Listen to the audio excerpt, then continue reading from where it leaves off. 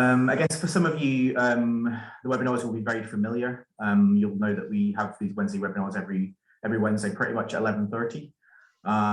So yeah, this is part of our regular program. So do have a look at the website and the events page on our website, so you can see other upcoming events. There's quite a lot of stuff up there. Quite a good mix of events, I think, as well at the moment.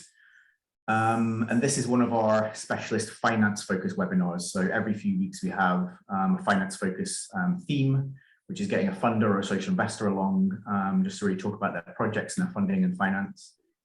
Just any organization that's trying to drive funding towards social impact, that's kind of what we're keen on hearing from. And obviously getting some really good benefits for social enterprises and helping social enterprises engage as well. So I think there's quite a few people in the room just now, which is brilliant. So I think it'll probably just kick off now. We might have a few more people join us, as I mentioned. But yeah, so we'll just kick off. So I'd like to welcome Kieran Daly from Social Investment Scotland, who's joining us today.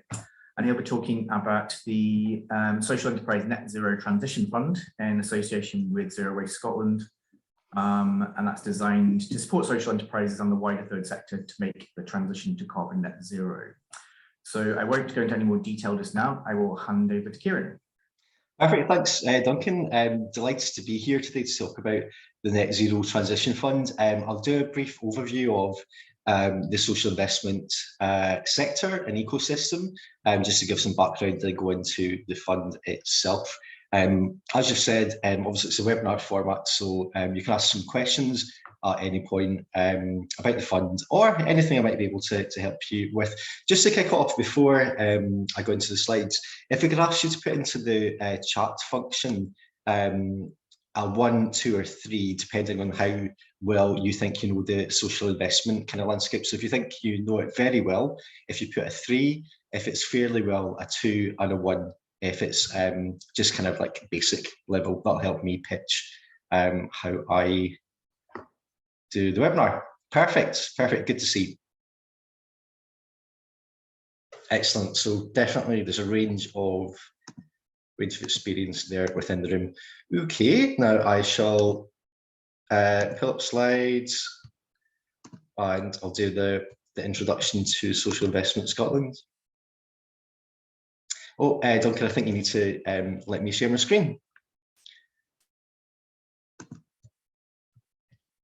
Let's see if I can become host. Sorry, Kieran, that should be okay now. Perfect, all good, thank you. Cool. Okay, so we're running up until about 12:15 today. There's about 15 minutes of presentation, and then you can ask some questions in the chat function, as I said before, but please feel free to interrupt at any point as I go through. So my name is Kieran Daly and I'm Head of Market Building at Social Investment Scotland. And market building is just a term we use for all of the programmes and business support that we deliver within the third sector in Scotland. So we've been around for about 20 years, I think it actually might be 21 years this year, with Social Investment Scotland deploying loans into charities and social enterprises, anything that's basically asset locked. A couple of years ago, we realised that there were a growing interest in mission-driven businesses within Scotland and further afield, and we set up a subsidiary called SIS Ventures, and that deploys equity into mission-led businesses. Mainly, actually, we're seeing kind of tech businesses, and it's a kind of side of Social Investment Scotland. However, I'm here to speak to you about Social Investment Scotland today, and specifically the Net Zero Transition Fund. I will do a bit of an overview of social investment, what it is, why people come to us, and who the providers are within Scotland that you might be able to, or you might be interested in speaking to. And then after that, we'll go into more detail about the Net Zero Transition Fund. So, what is social investment and why do social investors come about? Well, you'll see on this screen, on one end of the screen, you have high street banks, so you'll all be familiar with banks like RBS, Barclays, Lloyds Banking Group and others, and you might bank with them yourself. Now these are mainstream retail banks, and We came about with other social investors about 20 years ago because we were finding that within the UK, there was a growing interest in organisations wanting to take on social investment, but actually because the propositions were quite risky, they weren't able to access mainstream finance. And quite often that's because they didn't have a building or anything else to secure the loan against. So you'll see on one end of the screen, there's unsecured lenders. So there's non-bank social finance providers, so it's Social Investment Scotland, Big Issue Invest, Foundation Scotland, First Port, and there's a range there that provide either early stage investment to social enterprises and charities, or there's investors like Social Investment Scotland that traditionally will invest in organisations that have been maybe trading for a year or 2 years. And I'll go into how that works a wee bit in a second. An important thing to say is that a social investor will never ask for personal liability. So trustees, directors will never have to put their own house up to get a loan, and that's because we only would invest in something with a legal structure, so a charity, social enterprise, or anything else that's asset locked. In the middle here, you'll see social banks. So the only difference here are they're a lot like normal retail banks, only the profits that a social bank makes go into the benefit of people or the planet that we live in. So Triodos, Unity, Trust, Charity Bank, Calf Bank, Ecology Bank, they're all alternatives to high street retail banks, and a lot of you, again, will bank with them. So why do organisations come to Social Investment Scotland or others for a loan? Well, quite often it's for cash flow, or kind of business as usual loans are around about under £50,000. It's usually for an organisation that comes to us that maybe retail, they might have some sort of product-based social enterprise, and they want to they have to buy some stock in order to retail it, and you know, they'll be looking for a loan of say between 10,000 up to about 50,000. We then do quite a lot actually of bridging loans. Now these are loans where whereby organisations that maybe have European funding, leader funding, other types of contracts or funding where they have to actually spend the money first before being able to recover the funds from the grant provider. And we can provide a short-term loan, say maybe you know, a month, 2 months, 3 months, however long that organisation needs to have capital in order to deliver the project. Sometimes it's a capital project before they can actually claim the money back from the grant funder. Blended loans, now these are obviously very they're very sought after because half of it is a grant, half is a loan, and the grant element is always very attractive, especially to boards of charities and social enterprises who see it as being a kind of less riskier option. So there's many different organisations in Scotland that provide blended loans. Some are through challenges like Scottish Edge, or from the CIS Growth Challenge, or indeed actually the Net Zero Transition Fund, which we'll speak about in a bit, which has a grant element. Again, growth and replication, so we see quite often larger organisations who are looking at growing their model, often maybe in health and social care or different areas where they need to maybe put in significant IT or other kind of infrastructures, some things that they might not have the reserve levels for, and a grant funder would normally be able to cover things like IT systems, all the things that you actually need to look at growth and replication. We can offer loans for that purpose, which are pretty flexible. And lastly, not leastly, those social banks that you saw in the middle of the last slide, so Triodos, Calf Bank and others, we would normally co-invest with a social bank if an organisation is looking at buying property. Now, they can either be buying property, or sometimes it's actually they are taking on a long-term lease, and both options might provide security. And if there is security provided, that will affect the interest rate, in that it's more affordable to bring it down if there's security which is offered. Often a social investor like Social Investment Scotland or others will be the final investor to come in, and they'll provide the smaller part of a loan for property. And that means that the social bank will take senior ranking over the security of the property, and therefore their part can be probably cheaper because it's the lion's share of the loan. other bits. Lots of information there. Hopefully not made it sound more complicated than it needs to be. If you have any questions or interests in just chatting about maybe an idea, then I'll provide my details at the end of this webinar. So the Net Zero Transition Fund, easy to say, rolls off the tongue, basically is a partnership with Zero Waste Scotland, and it's for charities and social enterprises that are looking to access investment in order to further the goals towards net zero. Now, there are, I'd say, two different groups of social enterprises that we are speaking to at the moment. There are organisations working within the circular economy. So we've just made an investment into Glasgow wood recycling for some equipment that they needed through this fund. And then it's actually just normal organisations, charities who have buildings, assets, whatever else, are actually, they realise that it's the right thing to do to make their assets more environmentally friendly, and they're speaking to us about how they can access some of this investment in order to realise their aims. The purpose of the fund is to support social sector organisation in their journey to reduce energy consumption and be more energy efficient and anything else. And as I said, it's both circular economy organisations and then the general third sector. It launched on the 29th of November. It's through funding in partnership with Scottish Government's Growth Fund, and also there is a grant element from Zero Waste Scotland. We have an expression of interest on this website, which will pop into the chat function at the end. It's basically a really short form, and it's like ask you questions: who are you? How long have you been trading? And what would you be looking for the capital for? And that's just a way for us to then follow up with a phone call with you to chat through the loan fund. We're running webinars constantly. I'm going to highlight a programme that we're launching in a few weeks' time on the circular economy. And we have this fund in place for a number of years, so we'll be able to speak to you about any interest that you have this year, next year, and afterwards. But obviously it's a limited amount of money, so when money's deployed, it's deployed. Loans are between £10,000 up to 1.5 million.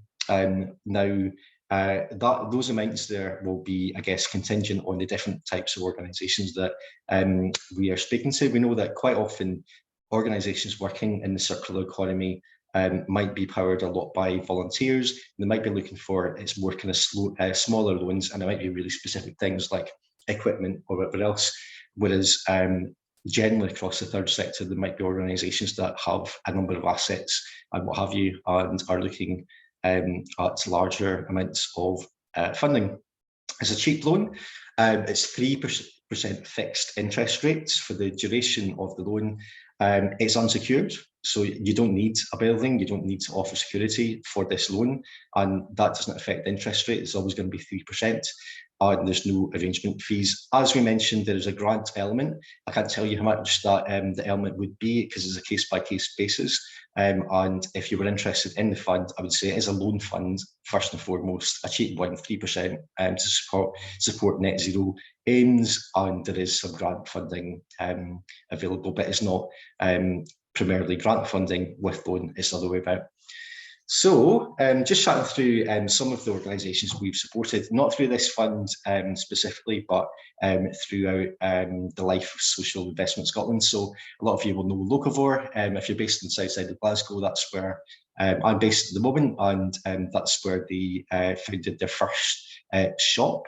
And we started working with them back at the beginning of the journey, where actually they came to us for a small loan. So it was about £20,000, I think, to buy some stock in order to retail it and set themselves up for more business growth. They then were looking at changing shop locations. So we put some more investment into the organisation in order for them to look at growth. They then, in the past year, they've completed their own business plan to look at expansion to 10 shops across Scotland in the next few years, and we were delighted to be able to invest in them through a growth challenge, which is a separate fund to the Circular Economy Net Zero Fund, but it was part grant, part loan, and we invested, I think from memory, £850,000 into the organisation, and a significant amount of that was grant funding. That's £800,000 actually, I can see on the screen.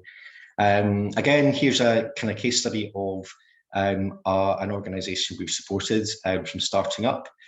So Trade Right International is an organisation that a lot of you will know, and specifically they've been working on their Redeem Exchange programme recently, and that's a project where they were working with the NHS to produce some hand sanitizer for NHS bodies, and the great thing about it is the sanitizer was very environmentally friendly, because it was glass bottles which could be sent back, washed, sterilised, and then used again. So we have supported that organisation from starting up through small loan funds.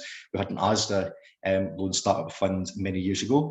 We offered them a bridging loan because they had some either European funding or funding which, again, they had to actually spend their own capital first before being able to claim back the funding. And we have offered them various different loans throughout the past couple of years to support their scaling up as well. They've also been engaged in our market building programme, so our Ambitions programme, which is for social sector leaders. It's run over 16 weeks, and it's basically a cohort-based approach to supporting organisations through their own leadership development, but then also through putting in the right infrastructure and operations into their organisations in order for them to grow.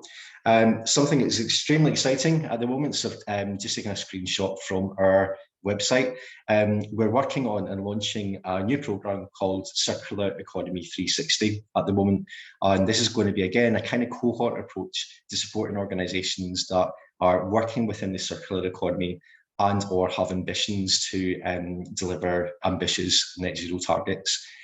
So there are 5 live events which cover different elements of making your organisation more sustainable. So looking at first action, not jargon, and it's kind of like setting the scene about how you can start your journey towards net zero. And we then go through many other workshops, some of them with Zero Waste Scotland, to look at how you actually embed principles into your organisation and bring people on board with you. So it's a very exciting project. At the moment, we have the 5 live sessions listed. In addition to that, there are 5 recorded sessions which are used within these sessions and will be live as resources. And we're seeing the speakers come in at the moment, and it's a real, really good mix of international speakers who are excelling within the net zero space. So that's my overview at the moment. Those are the general details. I'll drop into the chat function my email address, and you can speak to me about this fund or any fund or programme that we deliver within Zero Waste Scotland. And there's obviously this opportunity here just now to ask some questions about the fund. Thanks, Kieran. Brilliant. Really good roundup there of the fund. So I'm not seeing any questions at the moment in the chat function, but I was going to ask the kind of classic question, really, which is about eligibility. I think people seem to be keen on this question. So basically, just a little bit more about kind of, which organisations are eligible, maybe which aren't as well. Yeah, absolutely. So the first thing to say is, I was getting a bit of feedback. So the first thing to say is, in terms of just let's speak about loans at the moment. In terms of accessing social investment, it's more straightforward than people think. A lot of people come to Social Investment Scotland having worked primarily in grants before, and obviously if you're looking for grant investment, there's a big focus on your the social impact that you make, but then also a lot of time you're thinking, right, how much money can I actually access? How much money can I get through a grant fund? When you're looking at loan funding, it's completely different. It's exactly looking at how much social impact and environmental impact you're going to make, but also you're looking at how much do I actually need. So that's the kind of key thing. You're looking at basically your trading records, how much you've generated in the past year or so, and actually what would you do with that investment to further your social and environmental aims. And it's more about looking about actually how much debt you finance you actually need to access. in order to, the eligibility criteria is that it needs to be an organisation that's working within circular economy and or an organisation that has genuine needs for this fund to further their net zero delivery targets. So a lot of that is basically through a simple EOI, as I said, like you just put down your information and then someone will have a conversation with you. If we think that this fund isn't right for you because of various different things, maybe it's the aims are more towards social, whatever else, we can point you in the direction of other products that we've got. Brilliant. So we do have a question in the chat just now from David.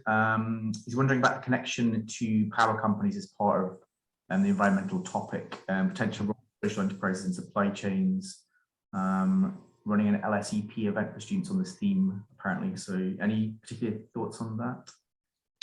I do. Well, I have some thoughts on it. I mean, we particularly aren't working with energy companies.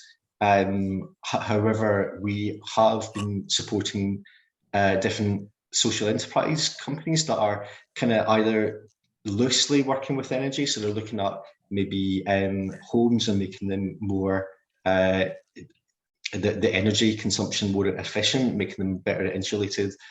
So working in those sorts of areas, we're seeing a lot of interest and a lot of development there. I have seen a few within the ecosystem organisations that are looking to become energy companies. We invest quite a lot within development trusts that maybe have wind farms, that type of thing as well. So the long answer is yes, we did see that. We don't specifically work with, say, SSE or any large energy providers, and I'm not entirely aware of the specific scheme that I think it's David is speaking about. So I'd be happy to chat to him afterwards.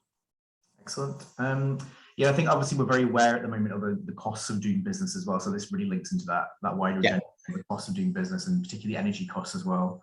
And so I think it's quite, well, very, very timely, I think, in that regard. And we're looking at about this issue, about the cost of energy and how that's affecting social enterprises. It's something we're very With the cost of living crisis, national insurance for employers has gone up, dramatically this year as well. So yeah, absolutely. There's a real need to do the right thing for people and planet, and there's business sense in I guess how social enterprises operate. Doing the right thing is also good business sense, and yeah, and it is often good for your different bottom lines. Emma has a question there. So I'm at early startup stage, but hoping to buy a building that will need some renovation. So yeah, a question about early startup social enterprises and eligibility, I guess, as well. Cool. The second part of it, so I'm just reading at the moment. So basically, in short, if you're looking for social investment like this or a loan, we wouldn't invest in organisations that are pre-trading. So if you're pre-trading, you can access investment from other sources. So I've mentioned organisations like Firstport.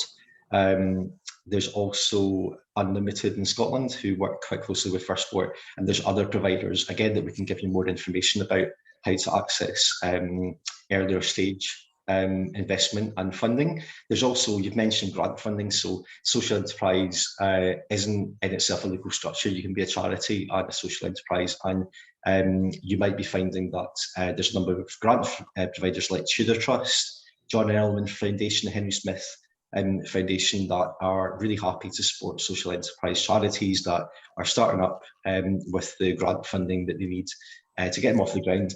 Then once you're off the ground, you can look at investment because you'll be trading, perhaps. So that's again, sorry, long-winded answer to say we wouldn't, but we do know other organisations that do provide grants. Cool. Yeah, but we can help make these connections as well to any kind of alternative finance and funding as well. Just in terms of the organisations that are coming forward at the moment, has that changed social investment Scotland in the past period in terms of lockdown? Is it new types of organisations coming forward, maybe new types of business models you're finding, that kind of thing? Because of the pandemic or different, I think it's I think we've all been quite pleasantly surprised about the impact on the sector so far. I think, you know, at the beginning of the pandemic, it seemed a bit bleak, and we were all quite worried about the social enterprise sector in general. There's been a lot of grant funding in the past 2 years, which has basically, you know, it's kept the social enterprise sector afloat. I think we've seen there's been, in particular, with regards to circular economy and net zero, there's been organisations like Locavore and others that we've seen that have really kind of thrived throughout the pandemic, and they've introduced veg box schemes which were completely oversubscribed. The digital offer was enhanced as well. So actually, there's been lots of organisations that have not necessarily accessed that type of grant funding, but they've seen different business opportunities and responded to them. And that's kind of across the board. Really, during the pandemic, and I don't know if it's, obviously there's lots of things like COP26 arising, we've seen really good innovations in organisations working within circular economy, fashion in particular, really taking strides. We've seen a strong interest in retail and bricks and mortar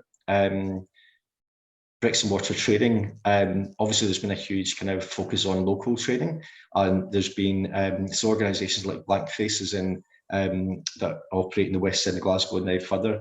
They opened up a shop during the height of the pandemic, which a lot of people said, "What are you doing?" But actually, it's been operating really well. So again, that's a kind of general overview. I've seen organisations that obviously they've been impacted. They've had to put staff on furlough, stop, reset, and then get back on track. But lots of organisations that have been able to access different opportunities. Excellent. I mean, one of the questions I suppose we often get from social enterprises is kind of just trying to navigate the social investment landscape. Really, I think that's quite a challenge at the moment. So, in terms of what Social Investment Scotland does, how do you kind of help social enterprises just really navigate that? And maybe, you know, if they come to you and you're not the right place to come, how do you kind of signpost to other organisations, that kind of thing? Just to Well, we can, to be honest, we quite often have a conversation in Social Investment Scotland about how we've developed, particularly in the past, I'd say 7 years. There's loads of people lots of organisations we work through our market building programmes that never access social investment and don't need to, and actually that's not the primary outcome for us as an organisation, and we're kind of recognising that and trying to communicate it more. So, for example, I mentioned our Ambitions programme that we have been running for quite a few years, which was particularly effective, I think, during the pandemic when people just wanted to have engagement with other social sector leaders.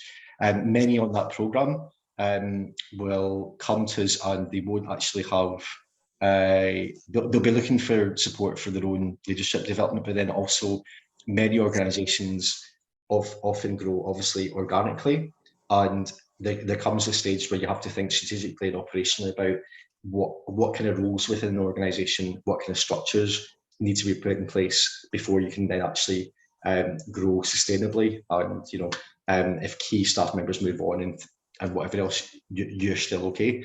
So we do a lot of work around about that. Retail Academy, we've been working in retail for again about 5-6 years in partnership with us and others, and supported organisations, lots of drinks companies, Brugger, Heroes Vodka, etc., soap companies, through that programme. And what we've learned from that is that actually getting listed by supermarkets isn't right for every social enterprise, and actually organisations like Shetland Soap Company have done really well by accessing the Shard and other London boutique providers from their luxury soaps. And other than that, actually, is real nuts and bolts stuff. So in terms of social investment and loans, the biggest barrier, I think, is normally at board level, and it's about understanding of loans is about support for chief execs and boards to think about trading. And it's almost like thinking about your trading model and income generation. And then actually, if you want to access social investment, that's a secondary secondary thing. We've obviously, a final thing, I think there's a few more questions come in. We're really excited about the advancements within the circular economy, and the partnership we've had with Zero Waste Scotland has been really tremendous, and it's kind of been game changing for us as an organisation to work so closely with another body, another grant provider. And out of that, we've developed this new programme, Circular Economy 360, which I think is really what's needed in order for organisations to grow their awareness and their capability in order to get further towards net zero, and then access social investment if they need that. So very excited about that programme. Excellent. Another question from Debbie here. She's running a social enterprise, a very well-established social enterprise that provides work placements for adults with disabilities. She said businesses recycle pre-loved homewares and electrical goods, and they're looking at expanding. Would this be something they could apply for? I mean, it sounds great. Sounds fantastic. It's definitely someone we'd want to speak to, and definitely sounds that you would be completely eligible. I mean, there's impacts there which I'm reading relating to the environment, obviously, and there's impacts related to the local communities that you operate in. The key thing is about basically, if you're looking for social investment or a loan, how much money do you need, and how does that relate to your trading turnover so far? And again, that can sound, a lot of times, you know, we kind of put up our hands, and that sounds easier when you kind of like speak about it than it actually can be. So we know that many organisations, you know, if you ask for an up-to-date business plan, who has that, you know, at their fingertips? We don't expect that. We would have a conversation with you about basically how you trade, your social impact, and try and make it as easy as possible for you to access social investment if it's right for you and you want to pursue it after the initial conversation. Excellent. And we will provide the slides to everybody who was here today as well, so you can see those slides if that's okay. Yeah. And I guess people can get in touch with you if they have any further questions, if that's okay. Yeah, I'll drop in. Right on the spot there. No. I always yeah, of course. I mean, that's the whole point of having on these things, isn't it? Yeah, so I think people like that approach of just, you know, if you're not quite sure about the funding or investment or a particular, you know, fund or social investment stream, then you might want to just get in touch with somebody like Kieran just to have a chat about it, to see if, just to kind of, you know, initially explore that and see if that's right for you. Yeah, I think link to the fund as well. So that's great. Oh, perfect. Thank you very much. So yeah, if anybody's got any questions after the webinar, then please do get in touch with Kieran or myself, and I can pass on any questions to Kieran as well. Has anybody got any final questions you want to post in the chat just now before we kind of wind up? It doesn't matter if you think of something later. You can get in touch with us to kind of follow that up. Yeah.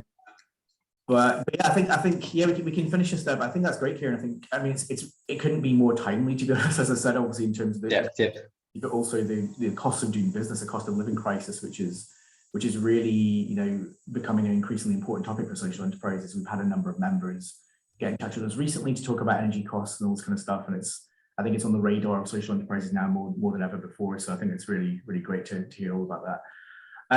So yeah, so we'll finish up just there. But as I said, any further questions, please get in touch with me or Kieran, and have a good day. Perfect. Thanks, Duncan. Thanks a lot. Kieran. Thanks everyone. Speak to you soon. Bye bye. Bye bye.